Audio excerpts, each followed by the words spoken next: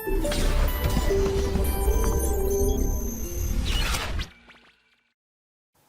अभी तक कार्य के बारे में बात कर रहे थे, अब ऊर्जा बात करेंगे, मतलब एनर्जी के बारे में बात करेंगे। तो वर्क का काम हो गया, अब एनर्जी की बात करेंगे। ठीक है, तो एनर्जी का कंसेप्ट शुरू करते हैं। एनर्जी, ठीक है, सबसे पहला जो एनर्जी है वो है काइनेटिक एनर्जी। पहले काइनेटिक एनर्जी के बारे में पढ़ेंगे। काइनेटिक एनर्जी का मतलब है गतिज ऊर्जा। गतिज ऊर्जा, गतिज ऊर्जा, ठीक है। अब ये गतिज ऊर्जा क्या होता है? किसी भी वस्तु में अगर गति है, मोशन है, मूवमेंट है, वो चल रहा है, तो मोशन के कारण, गति के कारण उस वस्तु में जो ऊर्जा होगी उसे कहेंगे गतिज ऊर्जा। ठीक है, तो what is kinetic energy? It is the energy due to motion. ठीक है, मतलब किसी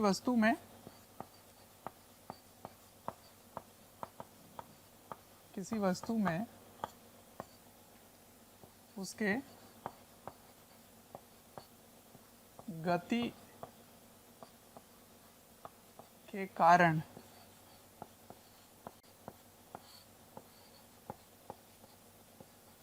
जो ऊर्जा होती है वह गतिज ऊर्जा कहलाती है।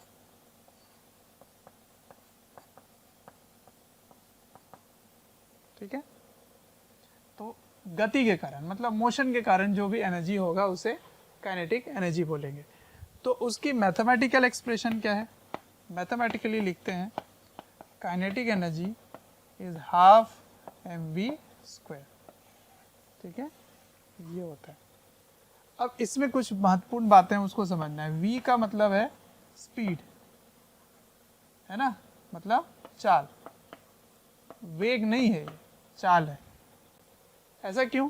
क्योंकि ये खुद ही क्या है? एक स्केलर है। स्केलर है, इसका मतलब ये क्या है? अदिश, है ना, अदिश है। तो ये भी अदिश होना चाहिए। और ये इसके मैग्नीट्यूड की बात हो रही है, मतलब वेलोसिटी के मैग्नीट्यूड की बात हो रही है ना, इसके परिमाण की बात हो रही है। ठीक है, तो समझते हैं कि अगर आपको सदिश यानी कि वेग दिया जाए, अगर वेग वेलोसिटी दे दिया जाए, तब आप कैसे काइनेटिक एनर्जी निकालेंगे। तो काइनेटिक एनर्जी को लिखने का दूसरा तरीका भी आपको पता होना चाहिए। उसको लिखेंगे half m v vector dot with v vector. ठीक है, तो वेलोसिटी को अपने ही वेक्टर के साथ डॉट कर दो, तो वो क्या निकल के आ जाएगा? वो निकल के आ जाएगा half m magnitude of v का स्क्वायर। ठीक है, ये होता है काइनेटिक एनर्जी। अब क्योंकि वेग या चाल, वेलोसिटी या स्पीड फ्रेम डिपेंडेंट होता है, कहाँ से आप बैठ के देख रहे हैं उस पर निर्भर करता है, इसीलिए काइनेटिक एनर्जी भी फ्रेम डिपेंडेंट होगा। कहाँ से आप देख रहे हो, है ना, किस तंत्र से देख रहे हो, उस पर निर्भर करेगा उसकी गतिज ऊर्जा। ठीक है, अच्छा, तो ये लिख लो, kinetic energy is frame dependent. Frame dependent. ठीक है, जैसे आप इसको समझ सकते हैं कि यदि ये एक 2 मीटर प्रति सेकंड से यहाँ पर एक 3 kg का कोई ऑब्जेक्ट है ना, तो अगर आप इस पे बैठकर देखेंगे तो इसको ये चलता हुआ नहीं दिखेगा, क्योंकि वो खुद भी चल रहा है ना। तो O1 के लिए और O2 के लिए सेम ऑब्जेक्ट का, सेम वस्तु का अलग अलग गतिज ऊर्जा होगा। तो with respect to O1 kinetic energy क्या बोलेगा, वो 0 क्योंकि वो चल ही नहीं रहा। और with respect to O2 kinetic energy क्या बोलेगा, हाफ v²। m क्या है 3, तो half into 3 into v²। v कितना है 2 का स्क्वायर, है ना। तो ये कितना हो गया 4, 4 का आधा 2, 3 2 जा 6 जूल। ठीक है, ये भी इसकी SI यूनिट क्या होगी, जूल होगी। इसकी SI यूनिट क्या लिखोगे, जूल।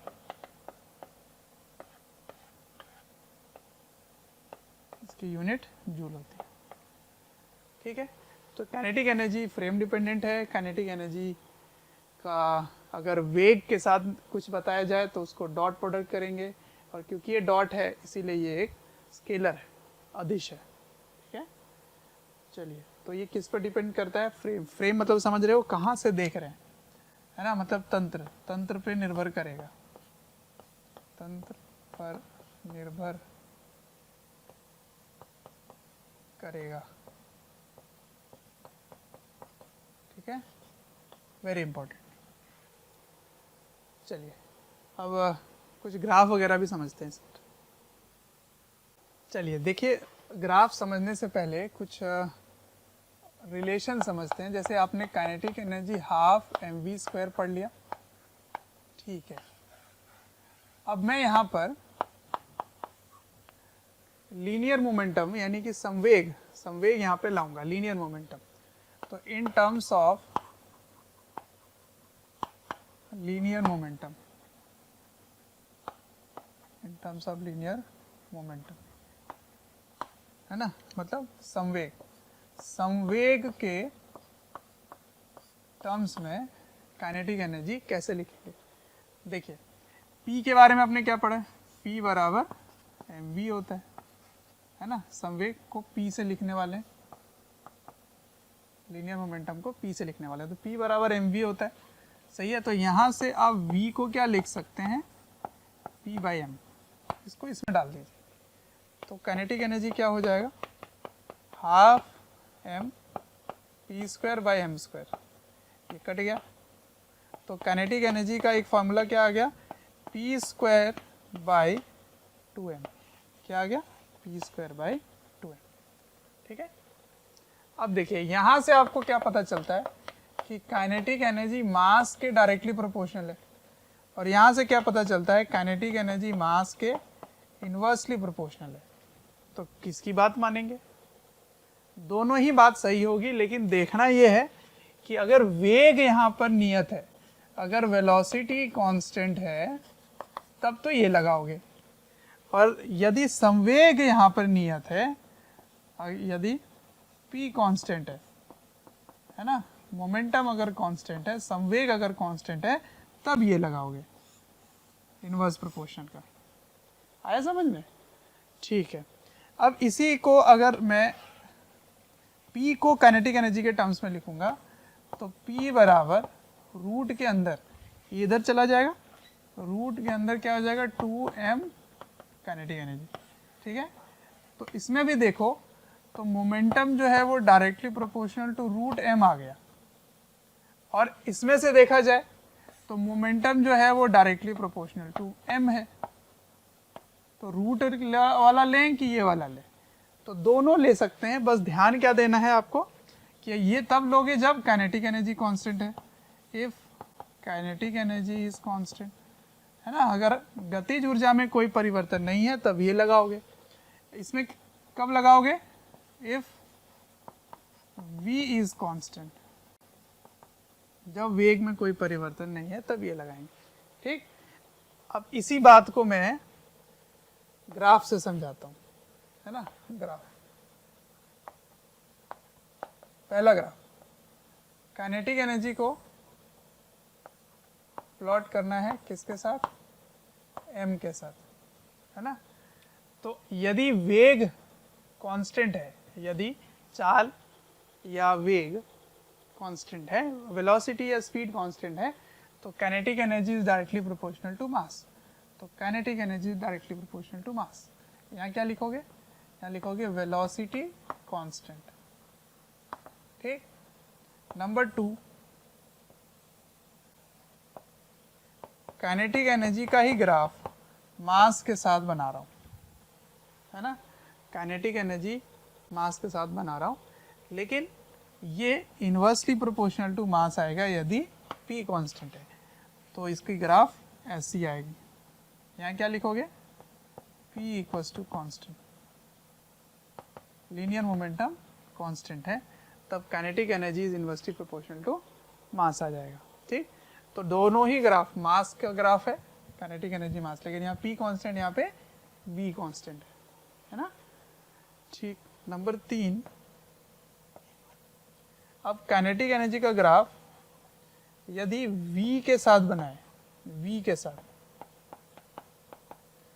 तो v के साथ बनाओगे तो v स्क्वायर के प्रोपोर्शनल है, तो v स्क्वायर के प्रोपोर्शनल आ जाएगा यदि m कांस्टेंट है तो, है ना। तो ये ग्राफ होगा वेग के साथ। ठीक है, नंबर 4, अगर आप p का ग्राफ बनाएं, p का ग्राफ m के साथ बनाएं, p का ग्राफ m के साथ, तो ये इस प्रकार का बनेगा यदि काइनेटिक एनर्जी कांस्टेंट है तो, है ना, और डायरेक्टली प्रोपोर्शनल बनेगा यदि वेग कांस्टेंट है तो। आ रहा है समझ? तो नंबर 5 यहीं पर ही बना देता हूँ ऐसे, ये डायरेक्टली प्रोपोर्शनल हो गया p वर्सेस m, यहाँ पे v कांस्टेंट है, तब ये ग्राफ बनेगा। आ रहा है समझ? तो इस प्रकार के सवाल रेशियोज में भी पूछे जा सकते हैं कि मान लीजिए 2 पार्टिकल चल रहे हैं जिनकी मोमेंटम सेम है, तो एक का मास है 40 kg, एक का मास है 60 kg, तो काइनेटिक एनर्जी का रेशियो क्या होगा? तो रेशियो आपके मास के इन्वर्सली प्रोपोर्शनल हो जाएगा, और इसमें यदि वेग समान है दोनों का तो काइनेटिक एनर्जी मास के डायरेक्टली प्रोपोर्शनल हो जाएगा। ठीक है ना। चलिए, तो कुछ इंपॉर्टेंट ग्राफ्स थे जो मैंने यहाँ पे प्लॉट करके दिखा दिए, कभी कभी कंफ्यूजन हो सकता है आपको। ठीक है, चलिए इसको नोट डाउन कर लीजिए फटाफट। तो मैंने आपको बताया कि काइनेटिक एनर्जी निकालने के लिए आप क्या लिखते हैं, हाफ mv²। अगर मैं क्वेश्चन दे दूं आपको कि एक 4 kg का वस्तु है जिसका वेग इस प्रकार दिया गया है, i cap plus 3j cap plus 4k cap. ठीक है, इस तरह से वेग है, आपको इसकी गतिज ऊर्जा ज्ञात करनी है, काइनेटिक एनर्जी कैलकुलेट करना है। तो कैसे करेंगे? सिंपल है, kinetic energy equals to half m magnitude of velocity का स्क्वायर। ठीक, तो मैग्नीट्यूड इसका कैसे निकालेंगे? इसका परिमाण निकालना है, तो ये 4 हो गया यहाँ पर, और इसका क्या निकालोगे, रूट के अंदर, है ना, रूट के अंदर 1 का स्क्वायर प्लस 3 का स्क्वायर प्लस 4 का स्क्वायर। ठीक है, और इसका क्या कर देना है, स्क्वायर कर देना है ना। तो इसका मतलब ये चला जाएगा यहाँ से, तो हाफ इंटू 4 इंटू ये कितना हो गया, 9 1 10, 10 और 16, 10 और 16 26, तो रूट 26 का स्क्वायर 26 हो गया, है ना। 9 1 10, 10 और 16 26, तो इसको काट दो, 26 दूना 52, 52 जूल। ठीक है, तो ये काइनेटिक एनर्जी है 52 जूल। ठीक, तो ये सिंपल सा एग्जांपल लिया था मैंने, सिंपल एग्जांपल। ठीक, चलिए अब मैं आपको आगे बताता हूँ कि गतिज ऊर्जा का कार्य से क्या लेना देना। ठीक है, या गतिज ऊर्जा कार्य पता है तो गतिज ऊर्जा से क्या इसका संबंध है, इसके बारे में समझते हैं। तो the next topic is work energy theorem. ठीक है, क्या है, कार्य ऊर्जा प्रमेय। थैंक यू डियर स्टूडेंट्स, हमें ढेर सारा प्यार देने के लिए। डेली हज़ारों स्टूडेंट्स हमारे वीडियोस से लाभ उठा रहे हैं, उनको काफ़ी बेनिफिट पहुंच रहा है हमारे वीडियो लेक्चर से।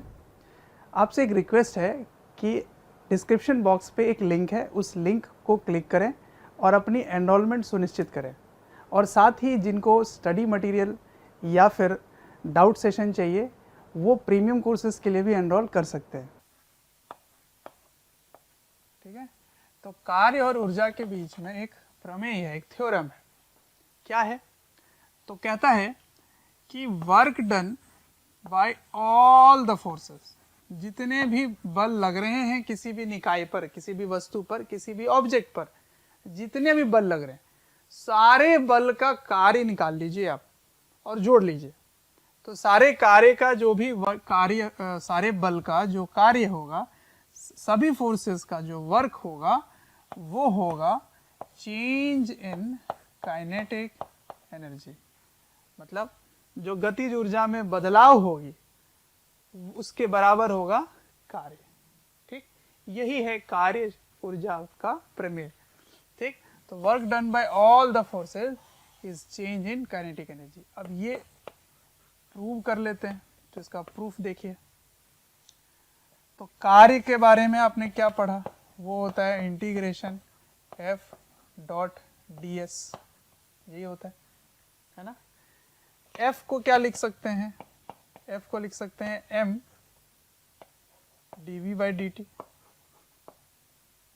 ठीक है, D V by D T into D S, सही है ना। तो डी एस को क्या लिखोगे? इंटू मतलब यही डॉट ही चल रहा है, तो D S by D T को क्या लिखोगे? D S by D T मतलब ये तो वेग होता है, वी होता है ना। तो इसको वी लिख सकते हैं, एम कांस्टेंट है तो इसको बाहर ले लेंगे, तो इसको लिख रहे हैं एम कांस्टेंट बाहर चला गया, वी डी वी हो गया, है ना। अच्छा, अब आप इसकी लिमिट कहाँ से लगाएंगे? क्योंकि डी वी है, तो प्रारंभिक वेग u है, इनिशियल वेलोसिटी u है, फाइनल वेलोसिटी v है, अंतिम वेग v है। ठीक, अब v dv का इंटीग्रेशन क्या होता है? v dv का इंटीग्रेशन होता है v स्क्वायर बाई 2, और इसकी लिमिट ऐसे लगाएंगे u से v तक। ये हाफ बाहर आ गया, तो हाफ m, एक बार v रखोगे v स्क्वायर, है ना, minus half m u square. अरे ये तो गतिज ऊर्जा का सूत्र है ना। ये फाइनल काइनेटिक एनर्जी, ये इनिशियल काइनेटिक एनर्जी है, ये इनिशियल काइनेटिक एनर्जी। तो इसको क्या लिखोगे? Kinetic energy final, kinetic energy initial. तो यही तो है बदलाव, गतिज ऊर्जा में बदलाव हो गया ये। तो कार्य, सभी बल द्वारा किया गया कार्य क्या है? Half change in kinetic energy. तो हो गया प्रूव। तो अब से अगर कार्य पूछा जाए तो मैं अगर गतिज ऊर्जा में बदलाव बता दूंगा तो अपने आप ही कार्य मिल जाएगा, है ना। तो ये प्रमेय का यही फायदा है कि जब भी आपको कार्य पूछा जाए तो आप गतिज ऊर्जा निकाल के दोनों में बदलाव निकाल लीजिए। ठीक है, तो कुछ क्वेश्चन लेते हैं और इसको समझते हैं कि कितने लाभदायक है, इसको समझेंगे। ठीक, फिर इसके एप्लीकेशन देखेंगे कहाँ कहाँ लगा सकते हैं। ठीक है, नोट डाउन। चलिए देखिए, पहला सवाल है कि यदि किसी वस्तु का द्रव्यमान 2 kg है ना, और उसमें एक बल लगाया F बल लगाने के बाद उसने विस्थापन x इस प्रकार प्रोड्यूस किया है, जो कि है 2t minus T square plus T cube. ठीक है, इस प्रकार से विस्थापन प्रोड्यूस हुआ। आपने बल लगाया किसी वस्तु, 2 kg के वस्तु में बल लगा के विस्थापन ये प्रोड्यूस किया। ठीक है, आपसे पूछा जा रहा है कि find the work done by F। ठीक है, फ्रॉम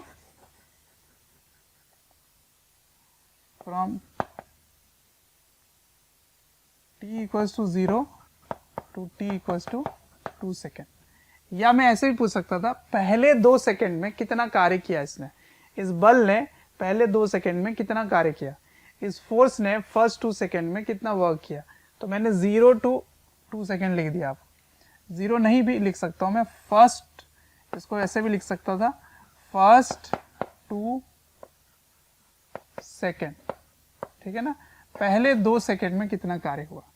तो देखिए अगर आप इसको अपने पुराने नियम से करते तो सबसे पहले आपको बल निकालना पड़ता, F बराबर ma होता है, और A कैसे निकालते, इसको 2 बार डिफ्रेंशिएट करते, है ना, तब निकल के आता है। एक बार डिफ्रेंशिएट करोगे तो वेग आएगा, फिर एक बार और डिफ्रेंशिएट करोगे तो त्वरण आएगा, ठीक। फिर आप लिखते हैं कार्य इंटीग्रेशन F dx, ठीक है। अब dx में क्या आ जाता, ये वाला आ जाता है ना, x यहाँ आ जाता, और इसको डबल डिफरेंशिएट करके यहाँ रखते, फिर इसको सॉल्व करते। कैसे लिखते, देखो m डबल डिफरेंशिएशन वाला कुछ ना कुछ आ जाता, ठीक, और x वाला ये कंप्लीट आ जाता, ठीक। इसको इंटीग्रेट करते आप, देखो कितना मेहनत वाला काम हो जाता। अब इस तरीके से नहीं करेंगे, अब हम क्या करेंगे, ये तरीका नहीं फॉलो करेंगे, गलत नहीं है पर बहुत लेंथी है। अब क्या करेंगे, अब करेंगे मेथड 2, वर्क एनर्जी थ्योरम, ये करेंगे, ठीक। वो क्या कहता है कि कार्य निकालना हो तो आप गतिज ऊर्जा में बदलाव बता दो, वही आंसर हो गया। तो इसमें एक ही बल लग रहा है F, तो आपको बल निकालने की जरूरत ही नहीं है, आप गतिज ऊर्जा निकालिए, काइनेटिक एनर्जी निकालिए। तो kinetic energy is equals to क्या होगा, हाफ mv²। तो आपको v चाहिए, है ना, तो v निकालने के लिए आपको इसको डिफ्रेंशिएट करना पड़ेगा। डिफ्रेंशिएट करते हैं, तो डिफ्रेंशिएट करने पे क्या आएगा, 2 माइनस 2t प्लस 3t²। ये आ गया वेलोसिटी का फलन, वेलोसिटी का फंक्शन। अगर पहला 2 सेकेंड लिखा है, इसका मतलब शुरुआत 0 सेकेंड से होगा, तो u का मान क्या लिखेंगे, u का मान लिखेंगे जब t का मान 0 है, जब t की वैल्यू 0 है तब u आएगा। तो यहाँ पे 0 डाल दिए, यहाँ पे 0 डाल दिए, तो 0 0 डालने पे 2 आ गया, ठीक है। 0 नहीं है, t इक्वल्स टू 0 पे 0 वेलोसिटी नहीं है, ये ध्यान रखना है आपको। तो t इक्वल्स टू 0 पर 2 आ रहा है, ठीक है ना, ठीक है। अब फाइनल वेलोसिटी कैसे निकालेंगे, जब t का मान 2 सेकेंड है, 2 डाल दो, तो यहाँ पे 2 डाल दो, तो 2 डालने पे क्या आएगा, 2 माइनस 2 इंटू 2, और यहाँ पे क्या होगा 3 इंटू 2 का स्क्वायर।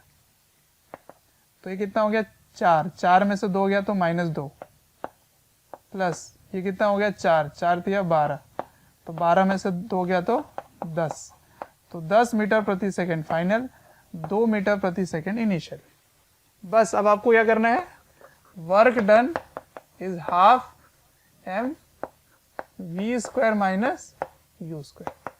तो हाफ मास कितना दिया था 2 kg, v², इसका स्क्वायर कर लो और इसका स्क्वायर कर लो, तो 100 10 का स्क्वायर माइनस 2 का स्क्वायर, ये दोनों कैंसिल हो गए, तो 100 माइनस 4 दैट इज 96 जूल। देखो, ठीक है। तो ये है वर्क एनर्जी थ्योरम, है ना, कार्य ऊर्जा प्रमेय। तो वर्क एनर्जी थ्योरम लगाओगे मोस्ट ऑफ द केस में, जहां पर आपको थोड़ा कॉम्प्लेक्स सिचुएशन दिखे तो वेलोसिटी निकालने की कोशिश करो, ठीक है, तो आसान हो जाएगा। नोट कीजिए। देखिए अगला देखते हैं, इसमें अगर आपसे पूछूं मैं, देखो ये बहुत ही फायदेमंद हो जाता है वर्क एनर्जी थ्योरम, कि मान लीजिए किसी भी एक ब्लॉक पर, एक ब्लॉक जिसका द्रव्यमान मास 2 kg है, इस पर एक फोर्स लग रहा है 2t², ठीक है। अब जो बल है, जो फोर्स है, वो समय का फंक्शन है, समय का फलन है, ठीक। तो आपको कार्य ज्ञात करना है, इसके द्वारा किया गया कार्य, F द्वारा किया गया कार्य, F द्वारा किया गया कार्य यदि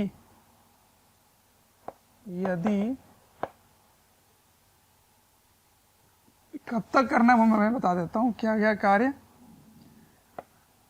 t बराबर 2 सेकेंड तक, यदि t बराबर 0 पर, ये विरामावस्था में था, है ना, विरामावस्था मतलब u0 है ना, और हाँ बस यही है, t बराबर 0 पे u0 है। तो इसके द्वारा किया गया कार्य बताना आपको, ठीक है। अब सुनो, अगर आप इसको सॉल्व करें, है ना, वर्क डन, तो इंटीग्रेट करोगे आप, तो इंटीग्रेशन अब f dx होता है ना, क्योंकि ये सीधी रेखा में ही चल रहा है, ये सवाल में दिया हुआ है, सीधी रेखा में है, तो बल इधर ही है, x के डायरेक्शन में ही है और x के डायरेक्शन में वो चल रहा है, इसका मतलब cos थीटा में थीटा 0 डिग्री है, ठीक है। ये मैं लेके चल रहा हूँ क्योंकि इसकी बिल्कुल सीधी रेखा में चल रहा है। तो अगर f की वैल्यू यहाँ रख दो 2t² इंटू dx, अब ये इंटीग्रेट ही नहीं हो पा, कैसे करोगे इंटीग्रेट, है ना, ये t का फलन है, ये x का होना चाहिए था। तो अभी तक जो भी अपन करते थे उसमें जो भी फंक्शन होता था फोर्स का, वो x का फंक्शन होता था, पोजीशन का होता था, डिस्प्लेसमेंट का होता था, तब उसको आराम से डिफ्रेंशिएट कर देते थे, इंटीग्रेट कर लेते थे, सॉरी। तो अब इसको नहीं कर पाओगे, तो इसको करने का हमारे पास एक मेथड तो ये है कि इसको टाइम से ऊपर नीचे मल्टीप्लाई डिवाइड कर दो, है ना, इधर dt इधर dt, ऊपर नीचे आपने कर दिया। अब ये dx बाई dt को क्या लिख सकते हैं, dx बाई dt को v लिख सकते हैं, ठीक है। तो ये क्या बन गया, 2t² into v into dt, ये बन गया, ठीक, 2 कांस्टेंट है, बाहर ले लिया। अब v आ जाने से क्या फायदा हो गया सर, इससे कौन सी बड़ी बात हो गई है, इंटीग्रेट थोड़ी कर पा रहा है। तो अब आप v निकाल सकते हो इसके दिए गए वैल्यू से, वेग निकाल सकते हो, वेग। तो t बराबर 0 पर अब आपको वेग का फलन चाहिए, मतलब वेलोसिटी का फंक्शन चाहिए टाइम के साथ। अगर वेलोसिटी का फंक्शन टाइम के साथ आ गया तो इसको यहाँ रख दोगे तो इंटीग्रेट हो सकता है। तो वेलोसिटी का फंक्शन क्या होगा, v इक्वल्स टू, v ऐसे नहीं लिख सकते, a इक्वल्स टू लिख सकते हैं f बाय m, लिख सकते हैं, है ना। जो त्वरण है, जो एक्सेलरेशन है, वो फोर्स बाय मास हुआ, है ना, बल बटा द्रव्यमान। तो इसको अगर इससे भाग दोगे तो क्या आ जाएगा, ये 2 है, ये भी 2 है, तो कैंसिल हो जाएंगे, ये दोनों कैंसिल हो गए, ठीक है। तो a इक्वल्स टू t² आ गया, तो इसको dv बाई dt लिख सकते हो, dv by dt equals to t²। तो dv इक्वल्स टू क्या हुआ, t² dt। अब इसको इंटीग्रेट कर लो, t बराबर 0 पर u बराबर 0 है और t बराबर t पर v निकालना है ना, किसी भी t का फंक्शन आपको चाहिए। तो ये क्या हो गया, v equals to t³ by 3, है ना, डायरेक्ट लिख दिया मैंने और इसकी लिमिट रख दी यहाँ पे 0 से, ये हो गया। तो velocity becomes function of time. अब इसको यहाँ रख दो, तो यहाँ रखोगे तो क्या आएगा, work done equals to 2t² into ये वाली वैल्यू t³ बाई 3 dt।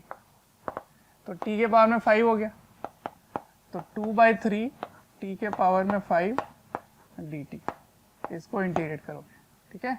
अब लिमिट लगा दो t बराबर 0 से लेकर t बराबर 2 सेकेंड तक, तो 2/3 और 3 की t की घात 5, है ना, t to the power 5 becomes t to the power 6/6। और इसकी लिमिट कहाँ से कहाँ रखेंगे, 0 से 2, ठीक, 6 बाहर आ जाएगा, तो फिर अब इन दोनों को काट सकते हो, ये 3 हो गया। तो 1/9 इंटू 2 टू द पावर 6 कितना हो गया, ये मान लो ये न्यूटन में है, ठीक है। तो 2 टू द पावर 6 कितना होता है, 32, 64, 64/9 जूल। अब ये देखो कितना लेंथी मेथड हो गया, कितना टाइम लग गया वहां तक पहुंचने में। प्यारे बच्चों, जब मैं कमेंट सेक्शन में जाता हूँ तो कुछ ऐसे लाइन हैं, कुछ ऐसे कमेंट्स हैं जो काफ़ी कॉमन है, और वो ये हैं कि सर एक इस चैप्टर का इस टॉपिक के बारे में वीडियो बना दें या इस टॉपिक को थोड़ा सा इलेबोरेट करके समझा दें। तो प्यारे बच्चों, मैं आपसे रिक्वेस्ट करना चाहता हूँ कि सबसे पहले तो हमारे चैनल को सब्सक्राइब करें और बेल आइकन को हिट करें। इससे क्या होगा कि कोई भी नोटिफिकेशन आप मिस नहीं करेंगे। मैं ये इसलिए कह रहा हूँ क्योंकि जिस टॉपिक के बारे में आप पूछ रहे होते हैं या आप रिक्वेस्ट कर रहे होते हैं वो हमारे चैनल्स में ऑलरेडी वीडियोज़ हैं। आप अगर चैनल विजिट करेंगे तो प्लेलिस्ट भी बने हुए हैं, और प्लेलिस्ट से आप अपने जो डिमांड है, जो आपके पर्टिकुलर टॉपिक्स हैं, उनको आप विजिट करके पढ़ सकते हैं। तो इसीलिए या इसको करने के लिए हम क्या यूज़ करेंगे, ये हो गया पहला मेथड, ये मेथड 1 है, ठीक है। इसको यूज़ नहीं करना। मैंने आपको बता दिया कि अगर टाइम का फंक्शन है तो ऐसे करते हैं, पर इसको करने की ज़रूरत नहीं है। क्यों? क्योंकि हमारे पास अब वर्क एनर्जी थ्योरम है। क्या है हमारे पास? वर्क एनर्जी थ्योरम, कार्य ऊर्जा प्रमेय, ठीक है। तो वो क्या कहता है कि अगर आपको कार्य निकालना है, वर्क निकालना है, तो सिंपली आप काइनेटिक एनर्जी में जो चेंज है वो निकाल लीजिए, काम हो जाएगा आपका, ठीक है। तो आपको वेलोसिटी तो निकालना पड़ेगा। यहाँ तक आपने निकाल लिया, बस। अब आपको क्या करना है? काइनेटिक एनर्जी में बदलाव, गतिज ऊर्जा में जो बदलाव है वो करना है। तो ये है मेथड नंबर 2। इसमें क्या लिखोगे? Work done is equals to change in kinetic energy, ठीक है। तो काइनेटिक एनर्जी क्या होगा? Final minus initial. चलिए अब देखिए, फाइनल कब निकालना है? जब t बराबर 2 है, और इनिशियल क्या है देख लो, t बराबर 0 पे 0 है। तो t बराबर 0 पे 0 है तो काइनेटिक एनर्जी भी 0 होगी। तो बस यहाँ पर ही आपको कर देना है हाफ m v स्क्वायर। तो v स्क्वायर क्या हो जाएगा? 2 टू द पावर 3 बाई 3 का स्क्वायर, ठीक है। ये दोनों कट गए तो क्या आ गया देखो, 2 to the power 6 by 3 to the power 2, 9। तो 2 टू दी पावर 6 बाई 9 देखो डायरेक्ट आ गया। ये सब कुछ पचड़े में पढ़ने की जरूरत नहीं है, ये सब कुछ भी करने की जरूरत नहीं है, सीधा यहाँ आ गए, है ना। तो आंसर क्या हो जाएगा? 64 बाई 9 डायरेक्ट। तो हमेशा यूज किया करो वर्क एनर्जी थ्योरम को, ओनली इन 2 लाइन्स, डन, ठीक है। तो 2 लाइन में ही काम हो जाएगा। तो कभी भी अगर फोर्स टाइम का फंक्शन दिया जाए तो वर्क एनर्जी थ्योरम इस्तेमाल कर लिया करो, ठीक है। और अगर फोर्स पोजीशन का फंक्शन है, डिस्प्लेसमेंट का फंक्शन है, तब तो फिर ठीक है, ये आराम से इंटीग्रेट हो जाएगा dx वाला, कोई प्रॉब्लम नहीं है, ठीक है। चलिए तो और कुछ इसके एप्लीकेशंस देखते हैं, इसके जो नियम है वो कहाँ कहाँ लगा सकते हैं, कैसे कैसे कैलकुलेट करेंगे, अभी मैं बताता हूँ आपको, कॉपी कर लीजिए। आगे देखते हैं, किसी भी वस्तु को रोकने के लिए जो घर्षण बल लगता है, रेजिस्टिव फोर्स जिसको बोलते हैं, रेजिस्टिव फोर्स द्वारा स्टॉपिंग डिस्टेंस कितने दूर पे जाके रुक सकता है, उसकी वैल्यू आप फाइंड कर सकते हो, ठीक है। तो इसको आप क्वेश्चन के तौर पे समझ सकते हैं, stopping distance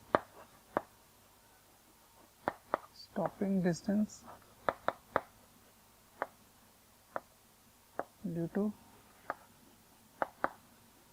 resistive force. Resistive मतलब वही घर्षण बल जैसा, ठीक है। केवल फ्रिक्शन ही नहीं, हर जगह जहाँ पे रोक के कोई रेजिस्टिव मतलब जिसको रोकने की कोशिश करे उसको बोलते हैं रेजिस्टिव, ठीक है। देखिए, अगर आप एक ऑब्जेक्ट है m मास का, उसको आपने u वेलोसिटी से फेंक दिया, ठीक है, यहाँ से, तो पूरे टाइम इसमें फ्रिक्शन लग रहा है या कोई भी रेजिस्टिव फोर्स लग रहा है, और कुछ दूर में आकर ये यहाँ पर रुक गया, ठीक है। यहाँ पे इसकी वेलोसिटी 0 हो गई। तो आपको बताना है कि कितने दूर जाकर, ये डिस्टेंस s लिख लेते हैं, कितने दूर जाकर ये रुकेगी अगर इसमें रेजिस्टिव फोर्स F लग रहा है। ये F कुछ भी हो सकता है, फ्रिक्शन भी हो सकता है, घर्षण हो सकता है, या कोई और भी हो सकता है जो उसको बल लगा रहा हो इसके वेग के विपरीत दिशा में। जब भी वेलोसिटी के ऑपोजिट फोर्स लगता है तो उसको रिटार्ड करता है, मंदन होता है, रिटार्डेशन होती है, ठीक है ना। मंदन होते होगा, इसकी वेग कम होगी और एक समय आकर वो रुक जाएगा, ठीक है। तो कैसे निकालेंगे इसको, देखिए। तो इसके लिए आप क्या करो, वर्क एनर्जी थ्योरम लगाओ। Work done is equal to change in kinetic energy. तो किसके द्वारा वर्क होगा यहाँ पे, देखिए यहाँ पे तो mg लग रहा है और यहाँ पे नॉर्मल, तो इन दोनों तो हमेशा विस्थापन के लंबवत है, परपेंडिकुलर है। तो परपेंडिकुलर होने से ना mg का वर्क होगा ना नॉर्मल से का वर्क होगा, ठीक है। किसका वर्क होगा, केवल f का वर्क होगा। तो कैसे निकालेंगे, f s cos theta, cos कितना है 180 डिग्री, ठीक है ना। और चेंज इन काइनेटिक एनर्जी क्या होगा, final kinetic energy 0, initial kinetic energy half mu square, ठीक है।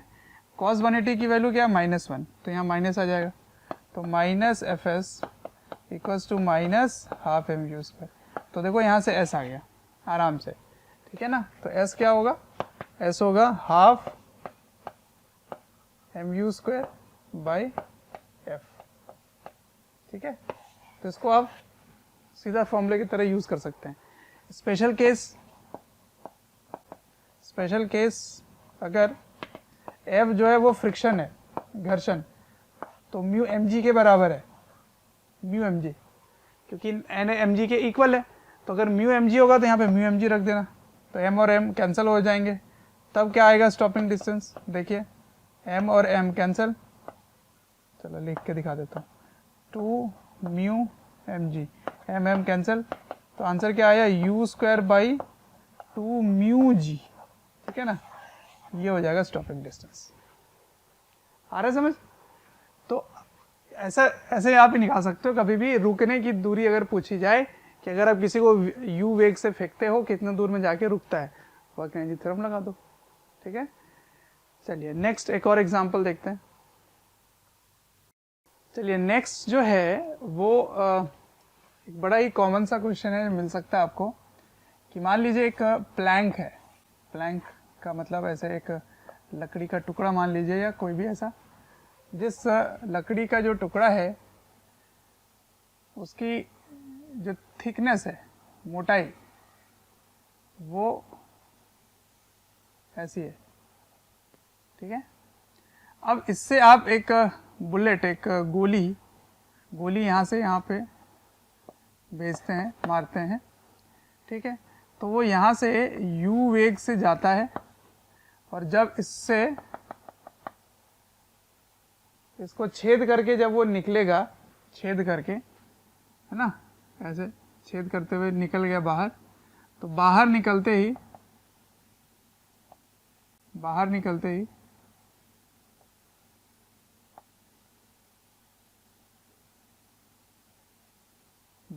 ही मान लीजिए इसका जो वेग है वो v हो जाता है, ठीक है। समझ आ रहा है। एक गोली है जिसको आप फायर किए तो इसके पहले u वेलोसिटी का था और इससे छेद करके जब वो बाहर निकलता है तो v वेलोसिटी का हो जाता है, ठीक है। मैं ऐसे ही जनरल ले रहा हूँ। तो बताइए ऐसे इस प्रकार के जितने भी प्लैंक्स हैं, ऐसे प्लैंक को कितने सारे श्रेणी में लगाऊं, सीरीज में लगा दूं, ताकि जैसे आप बुलेट मारो तो उसको रोक दो, रुक जाए, तो वो बाहर ना निकल पाए। मतलब इस बुलेट को रोकने के लिए कितने सारे प्लैंक की जरूरत पड़ेगी, कितने सारे ऐसे लकड़ी के टुकड़े की जरूरत पड़ेगी, ये सवाल है, ठीक है। तो क्वेश्चन है number of Planck's needed to stop bullet, ठीक है। मतलब गोली को रोकने के लिए कितने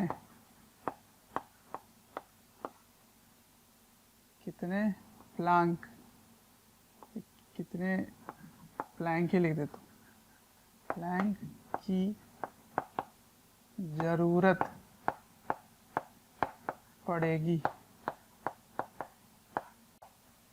ठीक है, ये सवाल है, कैसे करेंगे इसको।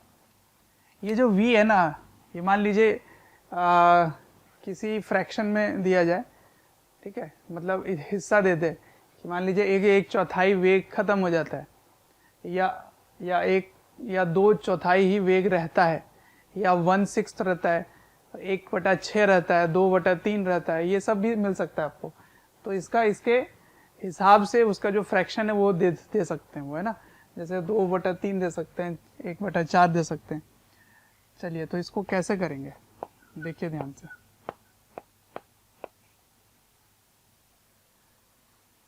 मान लीजिए जब ये इससे निकल रहा था तो उसने जो दूरी तय किया, वो d दूरी तय किया, ठीक है ना, और फ्रिक्शन फोर्स, इसमें फ्रिक्शन लग रहा है, फ्रिक्शन फोर्स इसने F लगाया।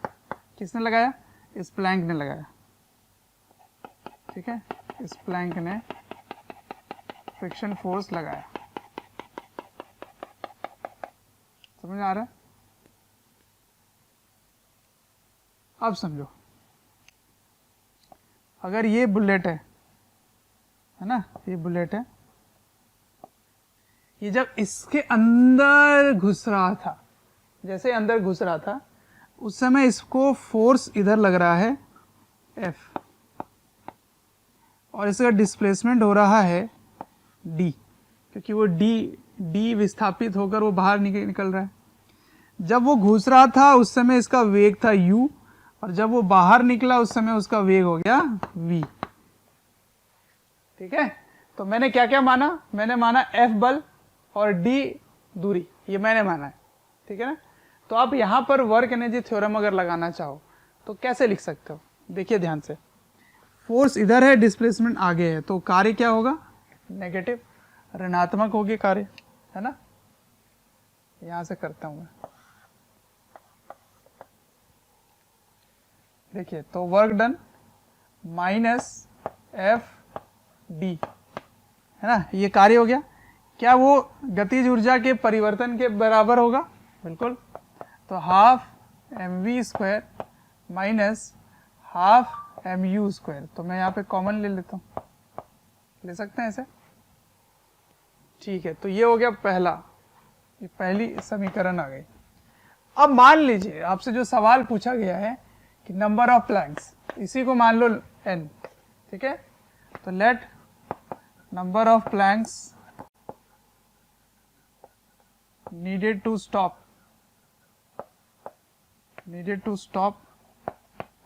bullet equals to n, ठीक है। मान लीजिए n नंबर ऑफ बुलेट्स है ये रोकने के लिए, ठीक, n number of Planck's needed to stop। तो माना मैंने कि n नंबर ऑफ प्लैंक्स चाहिए। अब सुनो, अगर n चाहिए तो आपने क्या किया, सो देखना। अब आपने ऐसे ऐसे n लगा दिए, ऐसे ऐसे n लगा दिए, है ना। अब अगर गोली इसके अंदर घुसेगी, इसके अंदर, तो अब उसको दूरी कितना तय करना होगा? ऐसे मान लो, ऐसे डॉट डॉट करके ऐसे कर दिया मैंने, तो उसको दूरी कितना तय करना पड़ेगा? कितना तय करना पड़ेगा? तो उसको दूरी तय करना पड़ेगा यहाँ से यहाँ तक ND, ठीक है ना। तो ND दूरी तय करना पड़ेगा, और पूरे टाइम इस पे घर्षण बल पीछे लग रहा है, और दूरी कितना तय करना है? ND, है ना।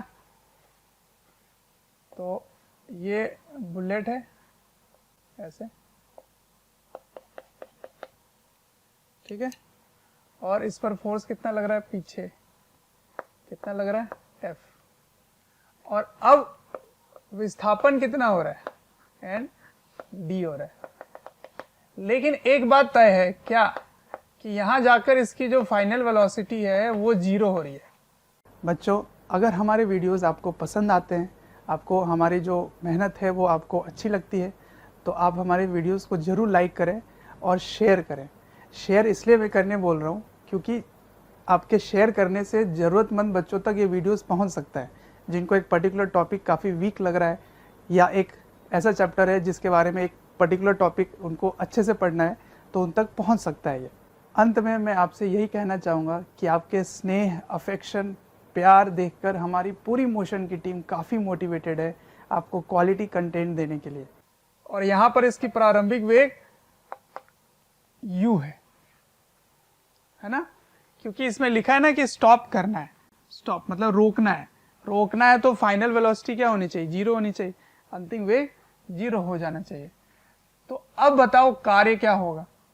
अब अगर वर्क एनर्जी थ्योरम लगाओगे तो लिखोगे minus F into N D equals to final 0 minus initial half N U square. ठीक है, तो ये हो गया दूसरा। अब इन दोनों में क्या क्या नहीं पता आपको? n नहीं पता, f नहीं पता, d नहीं पता, तीन अननोन हो गए और आपके पास समीकरण सिर्फ 2 है। 2 इक्वेशन, 2 अननोन नहीं, 3 अननोन है। तो ऐसे में आप क्या किया करो, भाग दे दो, दोनों को भाग दे दो। तो जब दोनों को डिवाइड करोगे तो देखो FD और FD कैंसिल हो जाएंगे, है ना, तो 2 तो ऐसे ही खत्म हो गए, तो इसका फायदा हो जाएगा। तो डिवाइड कर दो किसको? इक्वेशन 2 को डिवाइड कर देना है इक्वेशन 1 से, तो ये ऊपर रहेगा, ये नीचे रहेगा। ठीक है, तो चलो भाग दे दो, ऐसे डिवाइड कर दो इसको। तो माइनस FD इक्वल्स टू, इसमें हाफ m आपने कॉमन ही ले रखा है, तो v square minus u square. ठीक है, अब देखिए ध्यान से, ये FD और ये FD cancel, minus minus cancel, यहाँ एक माइनस रह गया। ठीक है, तो हाफ m और हाफ m भी कैंसिल। ऊपर क्या रहा देखो ध्यान से, तो n इक्वल्स टू, ये ऊपर है ये नीचे है। ठीक है, और एक माइनस है, इस माइनस को ले जाओ नीचे, तो माइनस को नीचे ले जाओगे तो क्या आ जाएगा? u square by u square minus v square, ये आ जाएगा। ठीक है, n equals to U square by U square minus V square. तो इतने नंबर ऑफ प्लैंक्स चाहिए। तो इसको आप फॉर्मूले की तरह याद कर सकते हो, इसको लर्न कर लो। अब इसका इस्तेमाल कैसे करेंगे सो देखना। मान लीजिए सवाल में दिया जाए कि जो वेलोसिटी, ये जो बुलेट है वो इससे निकलने के बाद एक चौथाई वेग खत्म हो जाती है। समझ में आ रहा है? इससे निकलने के बाद इट लूजेज, एग्जाम्पल ले रहा हूं, लूजेज 1/4 वेलोसिटी, मतलब इसकी एक चौथाई वेग खत्म हो जाती है ना। इट लूजेज मतलब खो जाता है, लूजेज मतलब खोना। कितना कम हो गया? एक चौथाई कम हो गया, लेकिन आपको v चाहिए। तो अगर वो खो दिया, लूज हो गया, तो हुआ कितना है, कितना अभी कितना है? तो अभी है v बराबर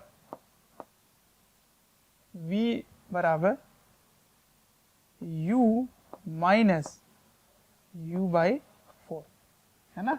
एक चौथाई खत्म हो गया तो बचा कि कितना? 3/4, है ना, 3/4 वेलोसिटी। तो आपको v की वैल्यू मिल गई। अब आपको यही सवाल पूछा गया, बताइए कितने नंबर ऑफ प्लैंक्स चाहिए इसको रोकने के लिए, ये सवाल है। तो आप क्या करेंगे? n बराबर you square minus 9/16 you square. ठीक है, तो 16 चल गया ऊपर, तो 16 यू स्क्वायर, तो 16 में से 9 गया तो 7 यू स्क्वायर। ठीक है, ये आंसर हो गया। तो 16 में से 9 गया तो 7 ही होता है ना। हाँ ठीक है, तो यू स्क्वायर कैंसिल। अब इसको जब सॉल्व करोगे तो एक फ्रैक्शन आ जाएगा, तब कैसे करेंगे? जैसे इसकी वैल्यू क्या हो गई, 7 एकम 7, ठीक है, नहीं 7 दूना 14, तो 7 दूना 14 हो गया, ये 20, तो 2.2 समथिंग आएगा, है ना, 2.2। तो इसका मतलब ये है, तो आप इसको 2 लिखोगे कि 3 लिखोगे, क्या लिखोगे, इसलिए मैंने ये सवाल लिया। मान लीजिए आपको कभी भी इस तरह फ्रैक्शन आ जाए, जैसे 2.2 आ गया, 2.2 आ गया, तो आंसर क्या लिखोगे, 2। आपके दिमाग में यही आएगा, क्योंकि ये 5 से छोटा है तो इसको 2 ही लिखना चाहिए। Answer is 3। क्यों गलत है, 2 क्यों नहीं होगा? समझिए इस पॉइंट को। अगर आप 2 प्लैंक्स रखते हैं तो तब भी उसकी कुछ ना कुछ वेग रहेगी, क्योंकि आपको 2.2 चाहिए, तो 2.2 तो आप ला नहीं सकते, तो आपको एक और पूरी रखनी पड़ेगी, है ना। तो 2 से निकलने के बाद भी थोड़ा सा उसका वेग होगा, रुकेगा नहीं, तो रोकने के लिए एक और चाहिए, तो आंसर इज 3, ठीक है ना। तो n इक्वल्स टू 3 हो जाएगा। तो कभी भी अगर यहाँ 2.01 भी होता ना, 2.01, तब भी इसका आंसर 3 होता, और अगर 2.9 होता तब भी 3 होता, ठीक है। चलिए, तो इस टाइप के क्वेश्चन में आपको यही याद रखना है, बस सिंपल यहाँ रख दो, आंसर आ जाएगा। Got it? ठीक है, नेक्स्ट। अब नेक्स्ट एग्जाम्पल देखते हैं। देखिए, ये कुछ जाना पहचाना सा आपको लगेगा कि मान लीजिए एक ट्रॉली है ना, इस ट्रॉली में एक पेंडुलम है यहाँ पर, है ना, m।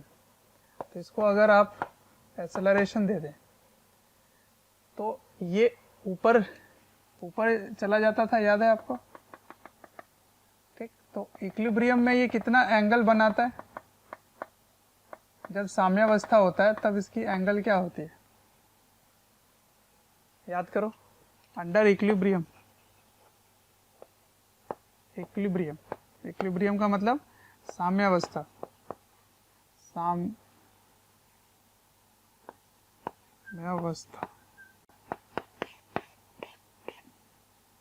तो साम्यावस्था में क्या होता है, नेट फोर्स 0। तो उस नेट फोर्स 0 में एंगल कितना निकल के आता था, याद है क्या? आप इसमें बैठ के करते थे, एक स्यूडो फोर्स लगाते थे, छदम बल, और एक mg लगाते थे, ठीक है। तो अब आपको अगर एंगल निकालना है, ये थीटा, तो ये थीटा क्या होगा, ये थीटा, तो ये भी थीटा हो जाएगा। तो इसका tan थीटा क्या लिखोगे, tan थीटा लिखोगे ma/mg, इसका मतलब a/g। तो theta equals to tan inverse a/g, ठीक है। ये कब होगा, अंडर इक्विलिब्रियम। इक्विलिब्रियम में आकर वो यहाँ पे रुक जाएगा, ठीक है ना, ये अंडर इक्विलिब्रियम होगा।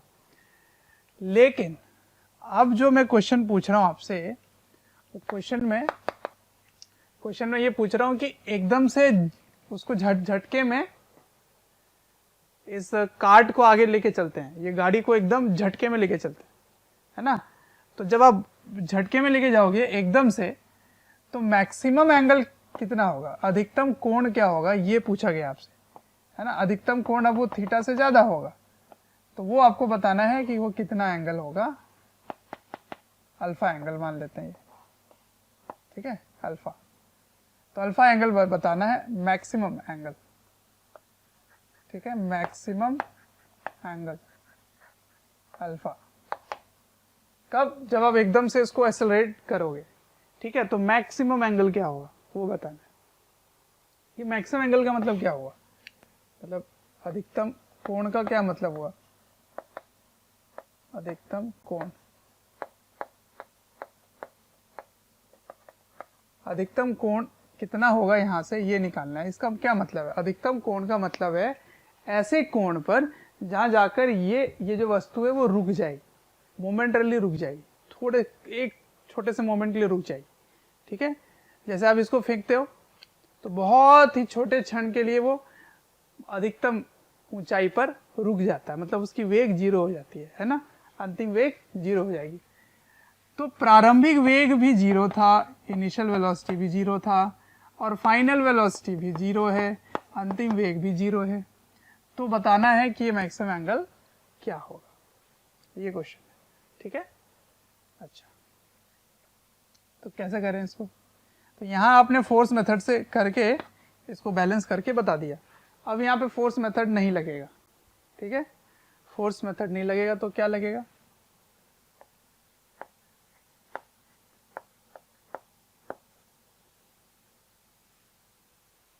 देखिए, तो यहां पर लगाएंगे work energy theorem. Work energy theorem, work energy theorem से ये काम बहुत आसान हो जाएगा। ठीक है ना? तो कार्य ऊर्जा प्रमेय क्या है देखते हैं। उसमें लिखा रहता है कि work done bye all the force, जितने भी बल हैं उसकी वैल्यू क्या होगी? चेंज इन काइनेटिक एनर्जी के। तो प्रारंभिक वेग भी जीरो और अंतिम वेग भी जीरो, तो चेंज इन काइनेटिक एनर्जी क्या हुआ? जीरो। अब इस पे देखते हैं कौन कौन से बल लग रहे हैं। एक बल तो लग रहा है mg का। अब आप इसी में बैठ कर देख रहे हो, तो यहां पे बैठ के देखोगे तो इसको एक स्यूडो फोर्स भी लगाना होगा, एक छदम बल लगाना पड़ेगा ma। ठीक, और कोई? हाँ, एक टेंशन फोर्स भी तो लग रहा है, टी टेंशन लग रहा है। ठीक है, अब समझिए ध्यान से, ये ऐसे घूमता हुआ ऐसे जाएगा यहां पर, है ना, ऐसे जाएगा। तो आपको देखना है कि इन सभी फोर्स से, इन सभी बल का कार्य कितना हुआ, और सभी कार्य का जो बदलाव है वो जीरो होगा, क्योंकि काइनेटिक एनर्जी का चेंज जीरो है।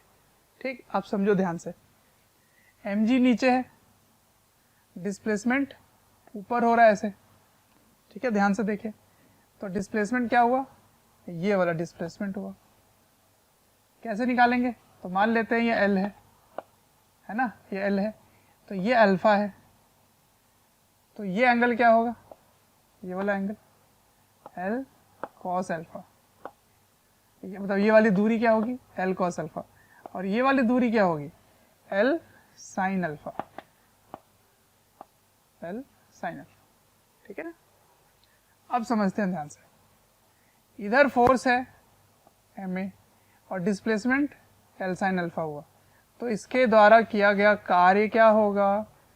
क्योंकि ये फोर्स कांस्टेंट है, क्योंकि ये फोर्स कांस्टेंट है, इसलिए आप आराम से कर सकते हैं force into displacement in the direction of force.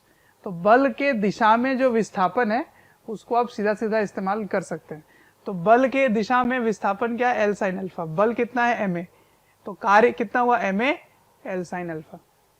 ठीक है, क्या उसी के दिशा में है? हाँ बिल्कुल है, तो आप इसको पॉजिटिव ले सकते हैं। तो यहां लिखेंगे वर्क डन बाय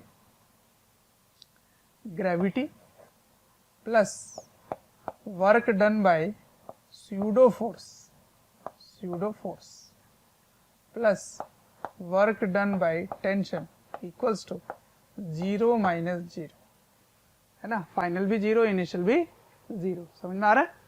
अब ग्रेविटी का वर्क डन क्या होगा? मैंने आपको निकालने सिखा दिया है। ग्रेविटी का वर्क डन क्या होता है? तो केवल लंबवत दिशा में जो विस्थापन है उसको मल्टीप्लाई कर दो। तो अगर ऊपर जाएगा तो वर्क डन नेगेटिव, नीचे आएगा तो वर्क डन पॉजिटिव। तो क्या ये ऊपर जा रहा है? हाँ बिल्कुल जा रहा है। तो ऊर्ध्वाधर यानी परपेंडिकुलरली इसकी विस्थापन क्या है वो पता करना है। तो इसकी विस्थापन यही तो है, ये वाली है। तो पूरी डिस्टेंस L थी, ये डिस्टेंस L cos अल्फा है, तो L minus S cos L cos alpha हो गया। ठीक है, तो वर्क डन बाय ग्रेविटी क्या हो जाएगा? Minus mg L 1 minus cos alpha, ये हो जाएगा। ठीक है, और इस डायरेक्शन में क्या डिस्प्लेसमेंट है? L sin alpha. फोर्स कितना है? ma। तो वर्क डन क्या हुआ? Plus ma L sin alpha. अब टेंशन देखो, टेंशन इधर, टेंशन इधर, टेंशन टेंशन टेंशन ऐसे, और डिस्प्लेसमेंट ऐसे इस डायरेक्शन में। तो इसका मतलब पूरे टाइम इनके बीच में कोण कितना है 90 डिग्री। तो कभी भी 90 डिग्री हो तो वर्क डन क्या होता है 0, तो टेंशन का वर्क डन 0 हो गया और इधर तो 0 था ही। तो ये इक्वेशन आपको लिखना पड़ेगा, ठीक है। अब देखिए ध्यान से, m और l कैंसिल हो गए, सही है। अब इसको भेज दो उधर, उधर भेज देंगे तो यहाँ क्या आएगा a sine alpha equals to, ये चला गया उधर तो g 1 माइनस कॉस अल्फा, ये हो गया। अब इस g को नीचे जाए और साइन को उधर ले जाओ, तो a by G equals to 1 minus cos alpha by sine alpha, ठीक है। तो 1 माइनस कॉस अल्फा क्या होगा, 1 माइनस कॉस अल्फा होगा 2 साइन स्क्वायर अल्फा बाई 2। क्या ये आपने पढ़ा है कभी? हाँ, ट्रिग्नोमेट्री में 1 माइनस कॉस 2 अल्फा क्या होता था 2 साइन स्क्वायर अल्फा, है ना। या तो यहाँ पे मैंने इसका हाफ एंगल में खोल दिया 2 साइन स्क्वायर अल्फा बाई 2, इसको भी हाफ में खोल दीजिए। तो इसको हाफ में खोलेंगे तो क्या आएगा, इसको हाफ में खोलिए तो 2 sine alpha by 2 cos alpha by 2, ठीक है। तो साइन अल्फा और 2 कैंसिल हो गए, ये एक ऊपर से कैंसिल हो गया। तो साइन बाई कॉस को क्या लिख सकते हैं tan, तो इसको लिख दिया tan alpha by 2 a by g, ठीक है। अब सुनो, क्या ये tan थीटा है a बाई जी, है ना, बिल्कुल है। तो अगर आप इसको tan थीटा के टर्म्स में लिखना चाहें तो ये क्या आएगा, इसके जगह tan थीटा लिख सकते हो आप, या नहीं लिखना चाहो तो चलो इसको पूरे में लिख लो। तो पहले तो tan को इधर भेजो तो ये tan इनवर्स हो जाएगा, है ना, tan को उधर भेज दिया आपने, तो अल्फा बाई 2 बराबर tan इनवर्स a बाई जी। उसके बाद ये जो 2 है वो चला जाएगा इधर, 2 tan inverse a by g, ठीक है। तो ये आएगा 2 tan इनवर्स a बाई जी। अब tan इनवर्स a बाई जी क्या होता है, थीटा होता है। तो इसको आप ये भी लिख सकते हो कि alpha is equal to 2 theta. मतलब समझ में आ रहा है कुछ? मतलब ये है कि जो इक्विलिब्रियम में एंगल बनाता है उससे डबल एंगल बनाएगा अगर आप इसको एकदम से खींचेंगे। तो मैक्सिमम एंगल कितना हो जाएगा, डबल जो इक्विलिब्रियम में होगा, साम्यावस्था में जो होगा, ठीक है ना। साम्यावस्था में जो भी कोण बनता है उसका डबल कोण बनता है कब, जब आप इसको एकदम से झटका देकर खींचते हो। तो समझ आ रहा है, मैंने थोड़ा सा यहाँ पे पहुँच कर दिया है, समझ में आ जाना चाहिए, है ना। आप खुद से भी बना सकते हो, यहाँ पे एक त्रिभुज लेकर, ये एल है तो ये एल कॉस अल्फा, ये एल साइन अल्फा होगा, ठीक है। चलिए इसको कॉपी कर लीजिए। कोई भी चैप्टर या वीडियोस आपको डिटेल में ईयर लॉन्ग वाले वीडियोस चाहिए और काफ़ी डिटेल में वीडियोस आपको चाहिए तो आपको एक नंबर दे रहा हूँ, टोल फ्री नंबर है, आप इनको कॉल करें और डिटेल में आप बात कर सकते हैं और पूछ सकते हैं। नंबर है 1800 2121 799।